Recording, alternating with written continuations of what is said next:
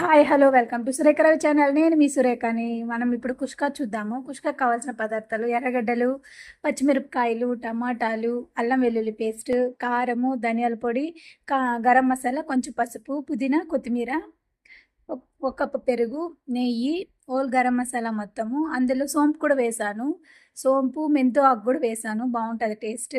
ఇంకా అవన్నీ వేసుకున్న తర్వాత ఒక గంట సేపు నానబెట్టుకున్న బియ్యము కడిగి పక్కన పెట్టుకోవాలి. ఒక ప్యాన్ పెట్టుకొని ప్యాన్లో గీ వేసుకొని, గీ హీట్ అయిన తర్వాత ఓల్ గరం మసాలా అంతా అందులో వేసేయాలి. వేసిన తర్వాత ఎర్రగడ్డలు వేసుకొని, పచ్చిమిరపకాయలు వేసుకొని, బాగా ఎర్రగడ్డలు అనేది బాగా గోల్డెన్ కలర్లో వచ్చేంత వరకు వేయించుకొని, అల్లం వెల్లుల్లి పేస్ట్ వేసి బాగా పచ్చివాసన వెళ్ళేంత వరకు రోస్ట్ చేసుకోవాలి.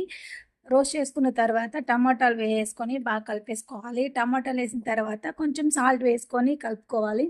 కలుపుకున్న తర్వాత కారపొడి, ధనియాల పొడి, గరం మసాలా, పసుపు వేసి కలుపుకొని బాగా మిక్స్ అయిన తర్వాత కొత్తిమీర, పుదీనా వేసుకొని మిక్స్ చేసుకోవాలి. మిక్స్ చేసుకున్న తర్వాత కొంచెం కర్డ్ వేసుకోవాలి. కర్డ్ వేసుకొని బాగా మిక్స్ చేసుకోవాలి.